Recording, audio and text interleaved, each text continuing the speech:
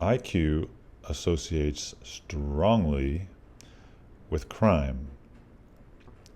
The average IQ of imprisoned offenders, white and black, is below 92, and the average IQ of grapists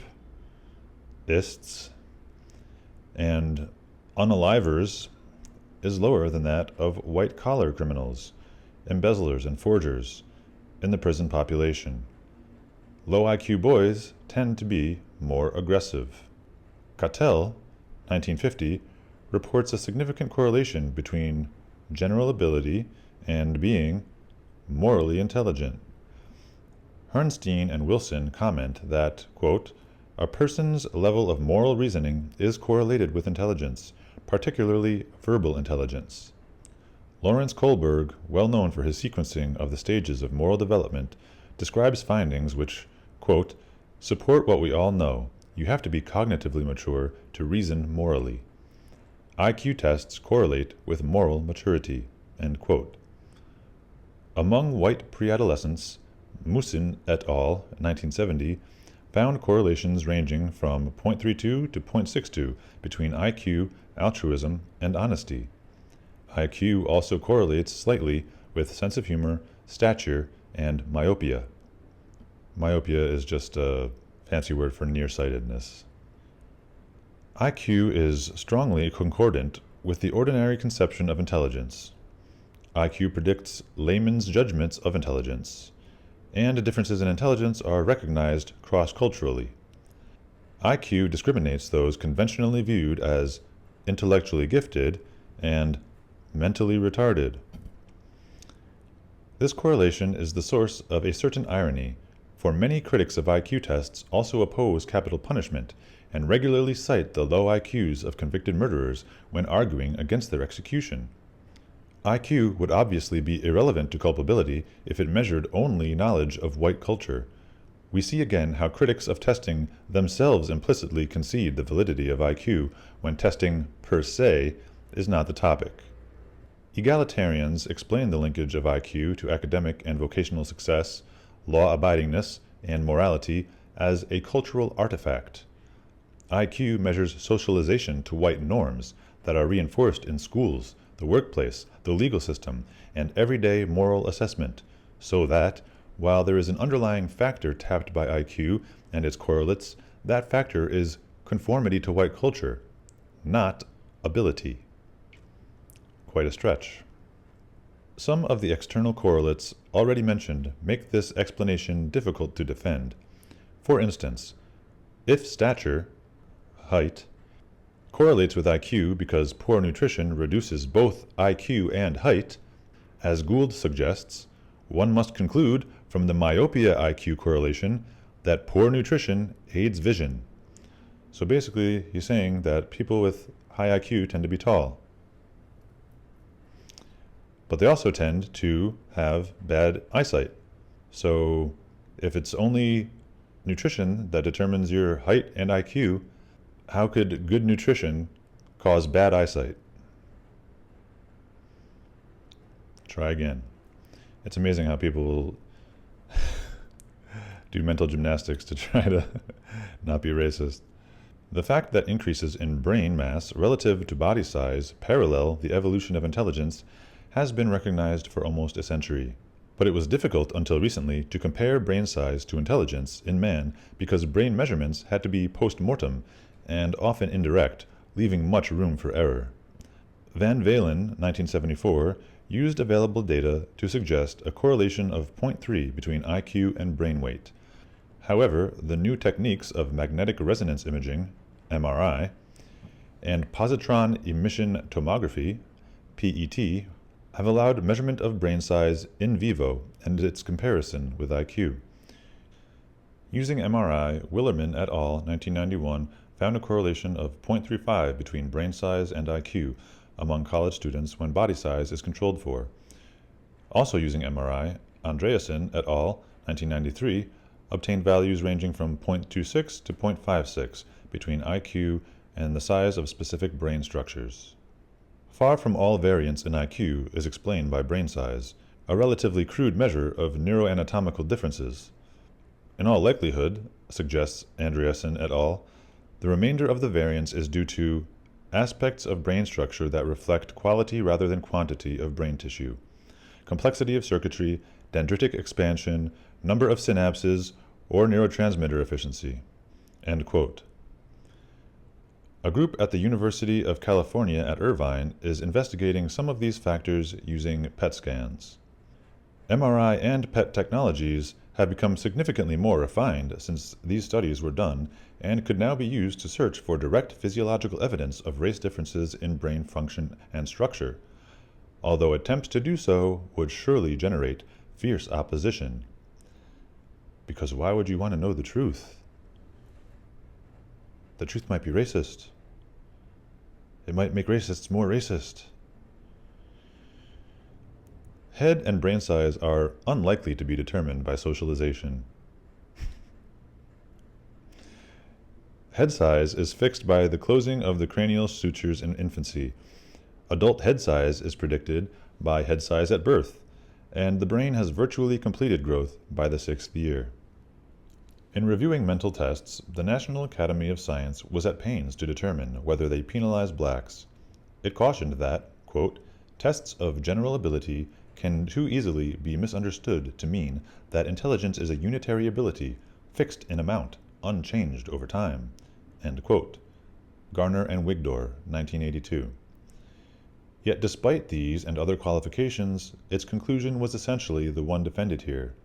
Quote, "It is legitimate," they said, "to speak of general ability and to say that some people have more of it than others." End quote. Indeed, even the qualifications about unitariness and fixity are misleading. The odds are 2 to 1 that an individual's adult IQ will fall within 3 points of his IQ at 8 years old. IQ changes, but not nearly as erratically as critics and the wording of Garner and Wigdor suggest. Denying that IQ measures general mental ability involves a good deal of doublethink. I have already mentioned opponents of testing who also oppose the execution of low IQ murderers, and Gould's acknowledgement of Gauss's genius. At another point, Gould describes his brother as, quote, "intelligent." Isaac Asimov, a self-confessed aggressive liberal, makes light of his Army intelligence tests, yet is careful that his readers know his score was 160. IQ doesn't matter, man, but mine's 160. I thought it didn't matter. Okay. A score consistent with his remarkable literary achievements. Gould himself, although somewhat evasively, allows that a very low score on Binet's original scale did indicate retardedness and learning disability, and once low IQ is conceded to correspond to low levels of learning ability, why should it lose its meaning in its normal range? That IQ measures intelligence is also the reader's belief. I ask the reader to call to mind those 10 acquaintances he considers the most intelligent and ask himself how likely he thinks it is that any of them have IQs below 90. If you protest that your judgment has been shaped by the very white norms that IQ measures, you can probe your attitude more deeply as follows. First, estimate the marginal monetary value to you of 50 IQ points. Now ask yourself whether you would take that amount plus $1 million for letting your IQ be lowered 50 points. If the reader declines, as I suspect he will, he thinks IQ measures more than habits valuable in white society, for he is refusing more than the value of the habits he would lose. And I suspect the reason the reader will decline is that he regards those 50 points not as just a useful asset, but as essential to his mind and personality. What do you think? Would you be the same person if your IQ was 50 points lower? No, you wouldn't. You wouldn't be the same person if it was 15 points lower, which is the average difference between the average white and the average black. Test bias. A popular objection to gauging black intelligence by IQ is that IQ tests are biased. A bias objection loses most of its intuitive force on examination of actual IQ test questions. Some do assume background information, possibly more accessible to whites than blacks, but most do not. Items on the nonverbal Raven's matrices, for instance, on which black performance is particularly poor, ask the subject to select the pieces missing from patterns. Given the ubiquity of patterns in experience, to say blacks are less familiar with them than whites virtually concedes a difference in cognitive function. Fisher et al., 1996, come quite close to this position, excusing poor black performance on backward digit span with the remark that it requires familiarity and comfort with numbers.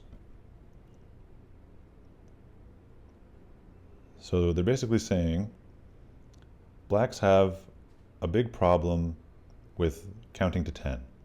Well, not even counting to 10, not even that. You don't even have to be that intelligent. You just have to be able to identify different numbers. You don't even have to know conceptually how much 9 is or how much 4 is. For this test that they're speaking of, repeating digits backwards, you don't even have to know what those numbers mean. And you think you call me racist? I think blacks are pretty familiar with numbers, and they're comfortable with numbers. At least, 1 through 10. This is the real racist. The person who's attempting to defend blacks is actually accusing them of being very stupid. Unfamiliarity with numbers on the part of anyone raised in the contemporary United States would certainly indicate a defect in mental functioning. As a result of its virtual untestability, the charge of bias is often indistinguishable from admission of real race differences. Hacker says blacks do poorly on the SAT because, quote, tests like the SAT now reflect not a racial or national corpus of knowledge, but a wider, quote, modern consciousness. Modern now stands for the mental and structural modes that characterize the developed world. It calls for a commitment to science and technology, as well as skills needed for managing administrative systems. The modern world rests on a framework of communication and finance, increasingly linked by common discourse and rules of rationality. So blacks are irrational? Is that what you're saying? That's what it sounds like. It's pretty racist, bro. You let an anti-racist talk long enough, they'll say some really racist shit. Remember, this is a guy trying to defend blacks, trying to explain why they do worse on SATs. And he's saying, well, white culture values rationality and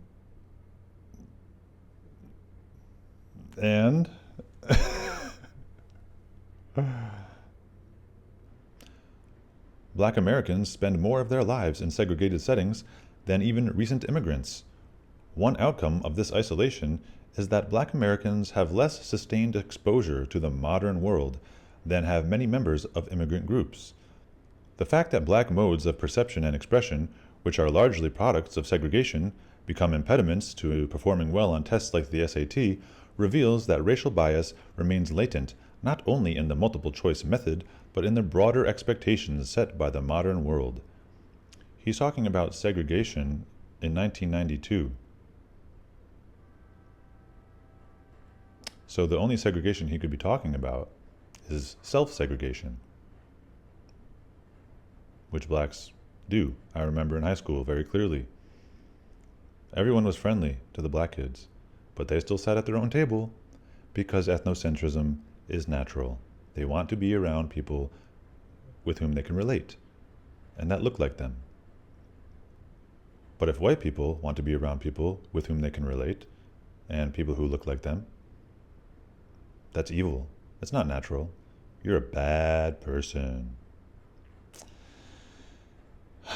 Moving on. When Hacker says mental mode needed for mastering rules of rationality, this is just a roundabout description of intelligence. And talk of impediments imposed by black modes of perception and expression, this is a windy way to say that blacks are less intelligent. Socioeconomic status, or SES, as social scientists measure it, explains relatively little of the race difference in test scores. A 9 to 12 point gap remains when status is controlled for. White children have higher Peabody vocabulary test scores at all income levels. Lower class whites consistently do as well or better than middle and upper class blacks. The mean SAT score of blacks from families whose annual income exceeds $70,000 is lower than those of whites and Asians from families whose annual income falls below $20,000. Black and white children with identical IQs differ significantly in their performance on some subtests of the revised Wechsler for children, as do children with identical IQs from different status categories. However, the pattern of black-white difference with IQ held constant is unlike that of high-status, low-status differences with IQ held constant. In particular, blacks do as well as whites on tests of memory and vocabulary, markedly less well on tests of spatial ability and numerical reasoning. Status differences associate with difference in verbal test scores. This disparity would not occur if the black-white difference in test performance was a proxy for black-white status differences. So basically he's saying, if you control for IQ and status, and you still get different races getting different scores on different parts of the test consistently, you can't blame that on social status. So what is it? The cultural bias hypothesis predicts that whites will outscore Asians on IQ tests. Because we made the tests for ourselves, right? But Asians outperform whites, particularly on mathematics subtests. Japanese regularly score in the 103 to 107 range on IQ tests normed on the American population. As Lin remarks, quote, "It seems hardly plausible to advance test bias as an explanation for the high average Japanese IQ." End quote. Some authorities dispute the overall Asian Caucasoid difference, but all seem to grant a marked Asian superiority in the mathematical and spatial reasoning. Mathematical precocity is much more common in China than in the United States. You see how I can admit that my race is stupider than another race? I wish some other people could do that. The nonverbal Raven's matrices, a test described earlier on which blacks performed particularly poorly, was normed on a Scottish and English population, yet Eskimos do as well on it as whites. It is hard to argue that the Eskimo way of life more resembles that of a white middle class than does the way of life of American blacks. Don't you agree? You have no choice but to agree. That's the way it is. It would be funny for you to try to deny that. Yeah, Eskimos are just like the American middle class. They have lives way more similar than American blacks. Like, okay. Oh, we're going to get to a really funny part soon. Stay tuned. The best test of the relevance of specific knowledge, comparing black to white performance when knowledge is controlled for, is not practically possible, but when similarly performing blacks, whites, and Asians are compared for age, black children match white children 2 years younger and Asian children 3 years younger. To account for this lag, the discrepant information hypothesis must posit a mechanism that somehow keeps information available to Asian children from white children for 1 year and from black children for 3 years, whereas the lag is unsurprising on the hypothesis that, after infancy, blacks trail whites in mental development. That's the simplest explanation. Occam's razor. It must be so tiresome to base your position on virtue signaling and what you think to be the moral conclusion instead of basing it on the correct conclusion. Because the correct conclusion is so simple and so obvious. And if you want to refute it, you have to do so many mental gymnastics. I would just die from exhaustion, I think. Psychologists have labored to construct culture-fair tests, in many cases working with experts in bias detection. One well-known effort was the Davis-Eales test developed in the early 1950s, which involved no written work and was administered in what would today be called a non-traditional format. questioning children about cartoons depicting everyday situations. The race gap on this test was as large as that on conventional IQ tests. Brace yourself. Deserving special mention are the pugnaciously named BITCH, B-I-T-C-H, it's an acronym, for Black Intelligence Test of Cultural Homogeneity, and Son of a Bitch tests constructed by black psychologist Robert Williams, most of whose items concern sex, crime, black slang, and black identity, on which blacks outperform whites. So, it turns out, blacks are smarter than whites. If intelligence means knowing a lot about sex, crime, slang, and BET.